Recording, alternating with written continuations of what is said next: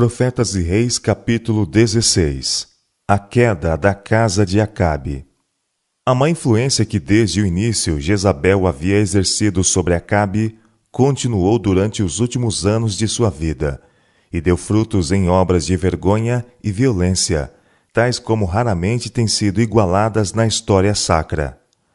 Ninguém fora como Acabe, que se vendera para fazer o que era mal aos olhos do Senhor, porque Jezabel, sua mulher, o incitava.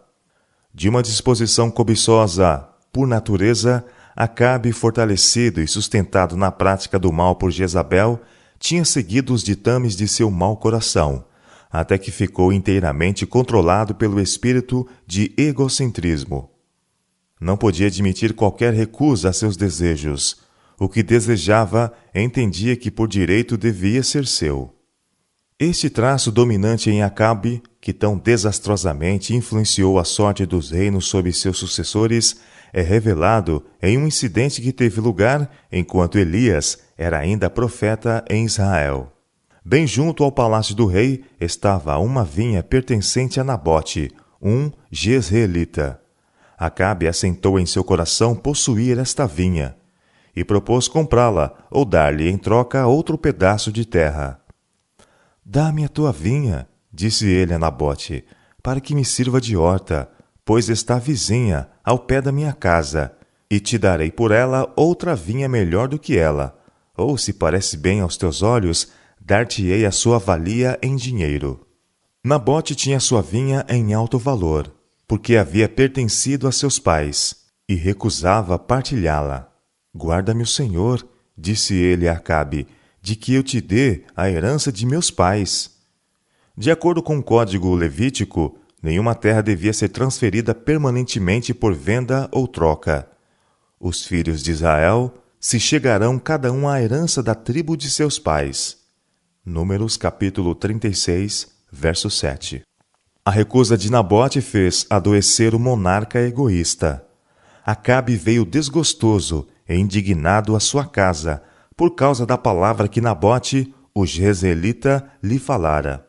E deitou-se na sua cama, e voltou o rosto, e não comeu pão. Jezabel, informada logo dos pormenores, indignando-se de que alguém recusasse o pedido do rei, assegurou a Acabe que ele não precisava mais estar triste. Governas tu agora no reino de Israel? Disse ela. Levanta-te, come pão, e alegre-se o teu coração. Eu te darei a vinha de Nabote, o jezreelita. Acabe não cuidou dos meios pelos quais sua esposa poderia conseguir o desejado objeto, e Jezabel imediatamente deu curso a seu ímpio propósito.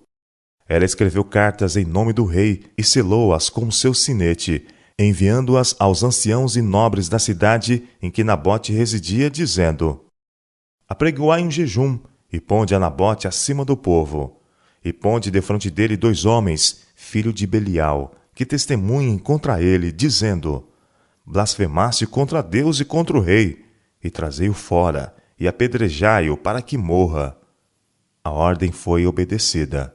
Os homens da sua cidade, os anciãos e os nobres que habitavam na sua cidade, fizeram como Jezabel lhe ordenara, conforme estava escrito nas cartas que lhes mandara. Então Jezabel foi ao rei e ordenou-lhe que se levantasse e tomasse posse da vinha. E Acabe, indiferente às consequências, cegamente seguiu-lhe o conselho e desceu para tomar posse da cobiçada propriedade. Ao rei não foi permitido desfrutar, sem ser incriminado, aquilo que havia alcançado pela fraude e derramamento de sangue. Então veio a palavra do Senhor a Elias, o tesbita, dizendo: Levanta-te, desce para encontrar-te com Acabe, rei de Israel, que está em Samaria. Eis que está na vinha de Nabote, aonde tem descido para possuir.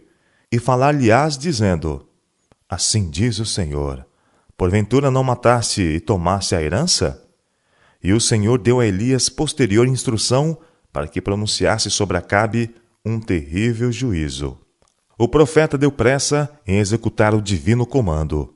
O governante culpado, encontrando o severo mensageiro de Jeová, face a face na vinha, deu voz a seu súbito temor nas palavras: Já me achaste, inimigo meu?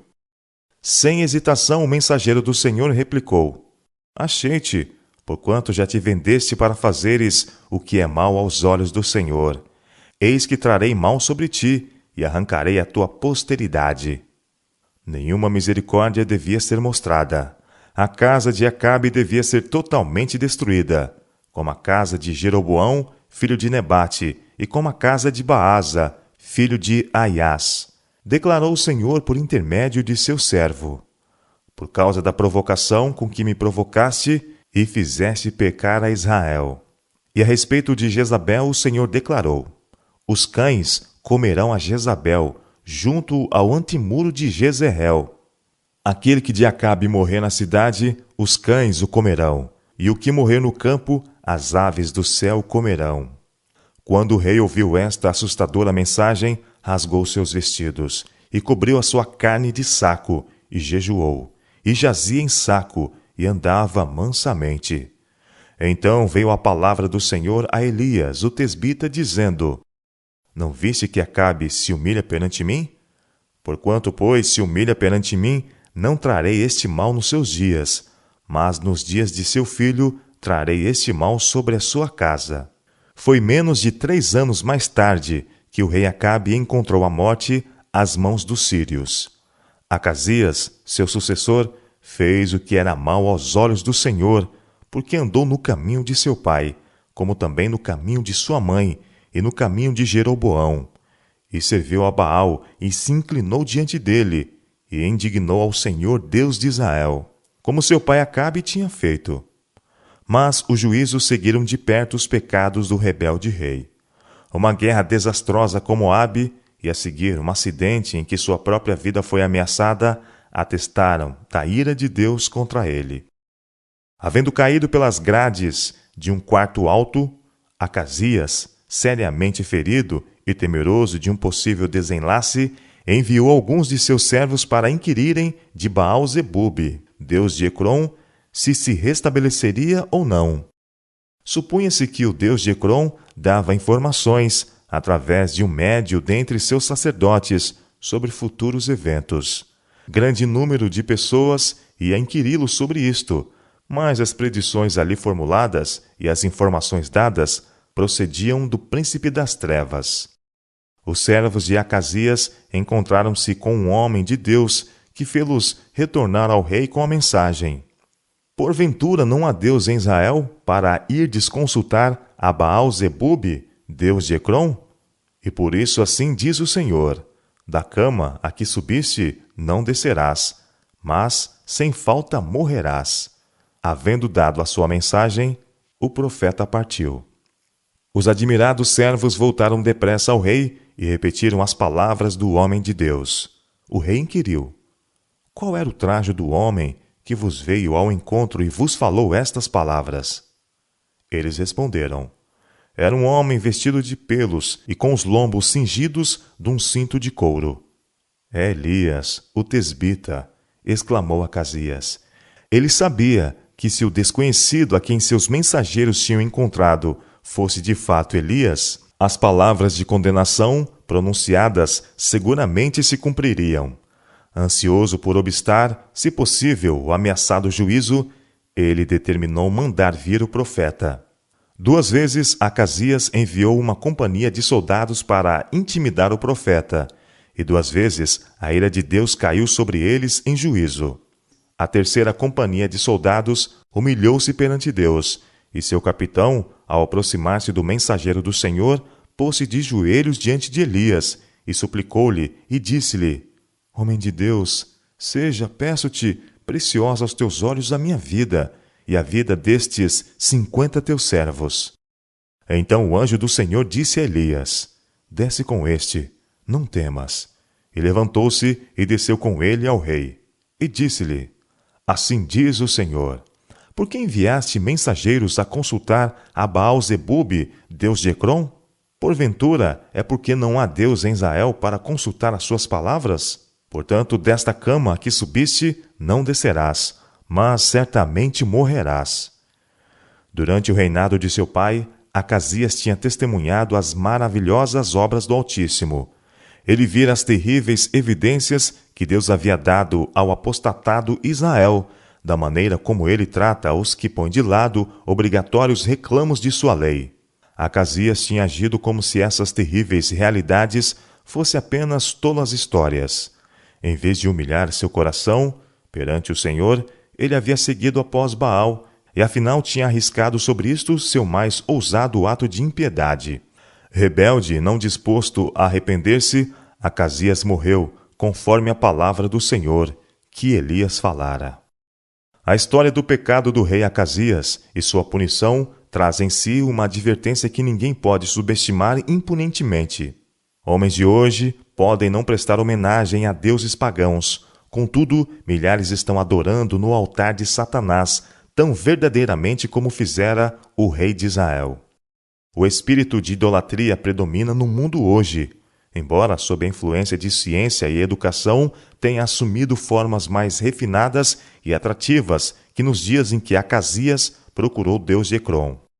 Cada dia acrescenta suas lastimáveis evidências de que a fé na segura palavra da profecia está em declínio e que em seu lugar superstições e satânicos sortilégios estão cativando a mente de muitos.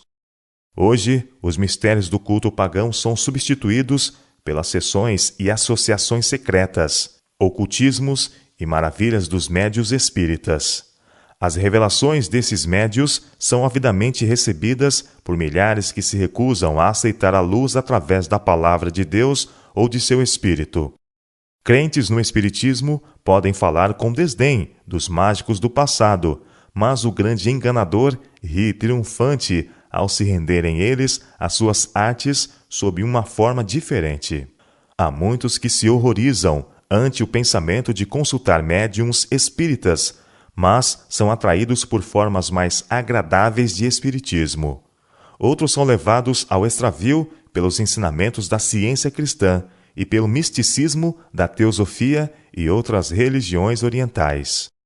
Os apóstolos de quase todas as formas de espiritismo sustentam possuir poder para curar. Eles atribuem esse poder à eletricidade, ao magnetismo, ao assim chamados remédios de simpatia, ou a forças latentes contidas na mente do homem. E não são poucos, mesmo neste século cristão, os que vão a esses curandeiros, em vez de confiar no poder do Deus vivo e na habilidade de médicos bem qualificados. A mãe, vigiando junto ao leito de seu filhinho enfermo, exclama: "Nada mais posso fazer. Não há médico que tenha poder para restaurar meu filho?" Falam-lhe das maravilhosas curas realizadas por algum curandeiro, clarividente ou magnetizador, e ela lhe confia seu ente querido, colocando-o nas mãos de Satanás tão verdadeiramente como se ele estivesse ao seu lado. Em muitos casos, a vida futura da criança é controlada por um poder satânico que parece impossível quebrar. Deus tinha motivos para desgostar-se ante a impiedade de Acasias. Que não havia ele feito para conquistar o coração do povo de Israel e inspirar-lhes confiança em si? Durante séculos ele estivera dando a seu povo manifestações de bondade e amor nunca igualados. Desde o início, mostrara que tinha suas delícias com os filhos dos homens. Provérbios, capítulo 8, verso 31. Fora um auxílio sempre presente a todos os que o buscavam em sinceridade. Contudo, o rei de Israel, desviando-se agora de Deus para suplicar ajuda ao pior inimigo de seu povo, proclamava aos pagãos que tinha mais confiança nos seus ídolos do que no Deus do céu. De igual maneira, homens e mulheres desonram-no quando tornam da fonte de força e sabedoria para solicitar auxílio ou conselho dos poderes das trevas. Se a ira de Deus foi acesa pelo ato de Acasias, como considera ele os que, tendo ainda maior luz, escolhem adotar uma conduta semelhante? Os que se entregam aos sortilégios de Satanás podem presumir de grandes benefícios recebidos. Mas prova isto que sua conduta é sábia ou prudente? Como seria se a vida fosse prolongada? Se vantagens temporais fossem concedidas? Valerá a pena, no fim, haver desrespeitado a vontade de Deus? Tais lucros aparentes provar-se-ão no final uma perda irreparável. Não podemos derribar impunemente uma única barreira que Deus tenha erigido para guardar seu povo do poder de Satanás. Como Acasias não tivesse filhos, foi sucedido por Jorão, seu irmão, o qual reinou as 10 tribos por 12 anos. Durante esses anos, sua mãe, Jezabel, ainda viveu e continuou a exercer sua má influência sobre os negócios da nação. Costumes idólatras eram ainda praticados por muitos dentre o povo.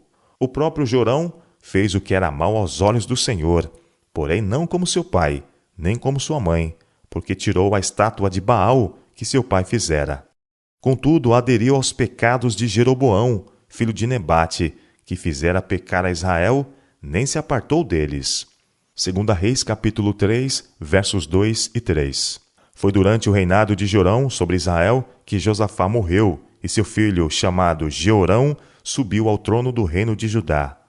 Por seu casamento com a filha de Acabe e Jezabel, Jeorão de Judá estava intimamente associado com o rei de Israel, e em seu reinado seguiu após Baal, como fazia a casa de Acabe. Também fez altos nos montes de Judá, e fez com que se corrompessem os moradores de Jerusalém, e até a Judá impeliu a isso. 2 Crônicas capítulo 21, versos 6 e 11. Ao rei de Judá não foi permitido continuar com sua terrível apostasia sem reprovação. O profeta Elias não havia ainda sido trasladado, e ele não podia permanecer em silêncio enquanto o reino de Judá estava seguindo o mesmo curso que tinha levado o reino do norte à beira da ruína. O profeta enviou a Jeorão, de Judá, uma comunicação escrita, em que o ímpio rei leu as terríveis palavras.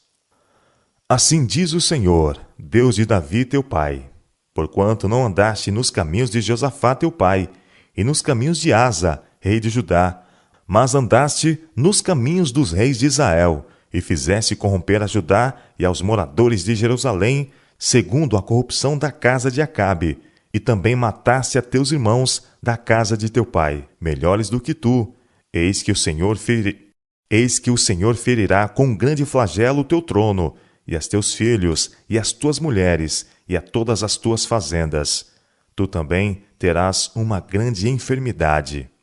Em cumprimento desta profecia, despertou o Senhor contra Jeorão o espírito dos filisteus e dos arábios, que estão da banda dos etíopes.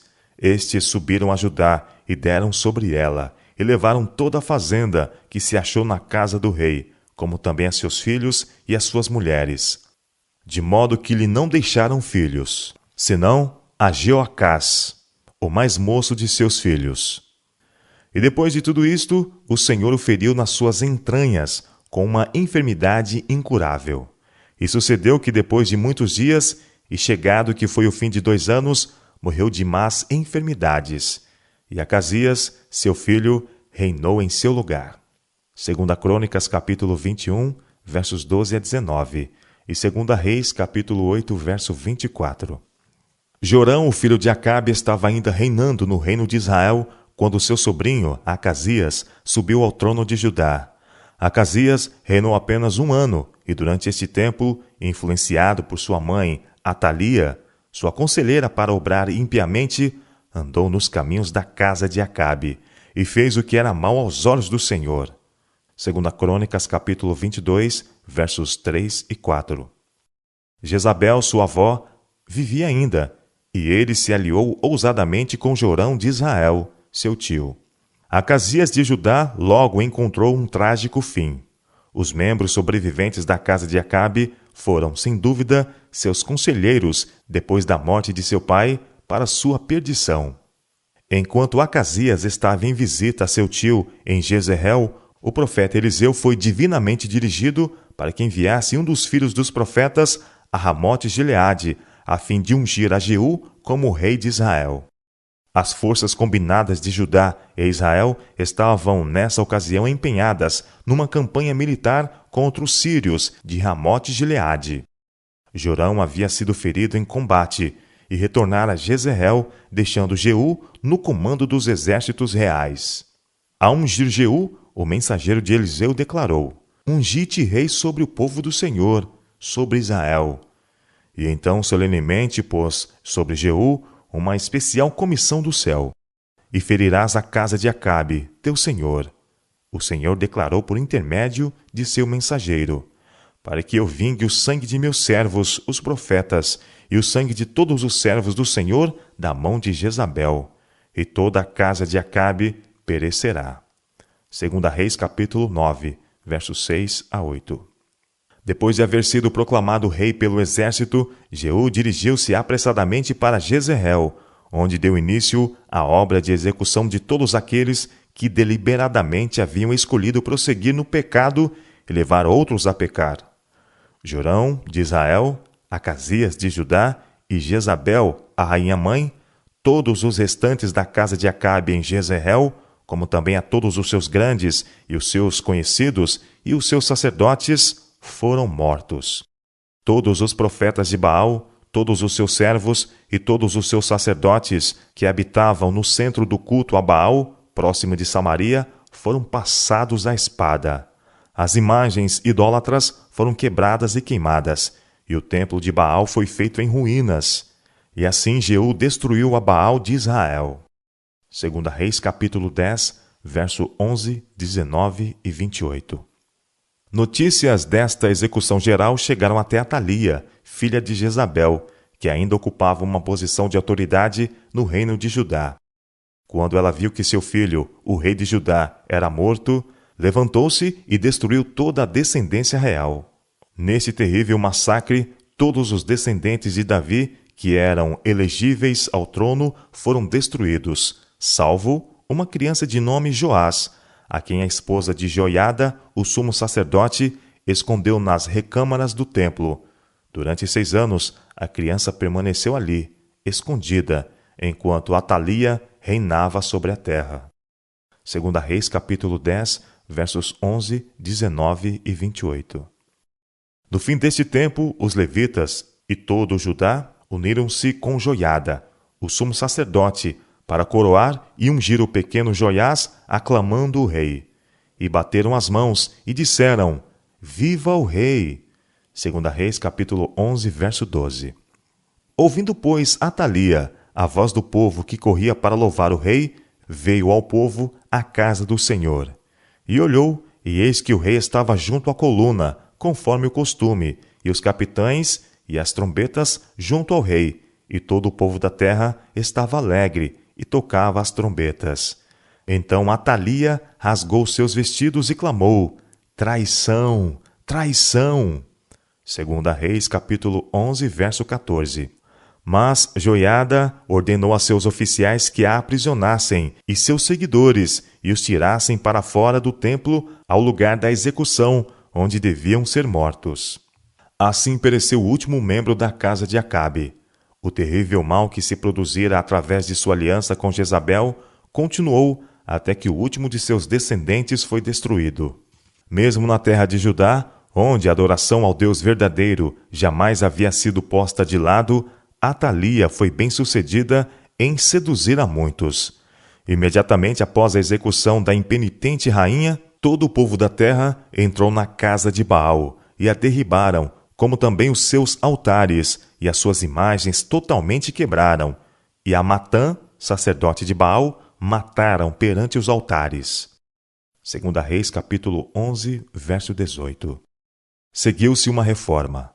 Os que tomaram parte na aclamação de Joás como rei tinham se concertado solenemente que seriam o povo do Senhor. E agora que a maléfica influência da filha de Jezabel tinha sido removida do reino de Judá, e os sacerdotes de Baal haviam sido mortos e seu templo destruído, todo o povo da terra se alegrou, e a cidade repousou. 2 Crônicas capítulo 26, versos 13 e 21.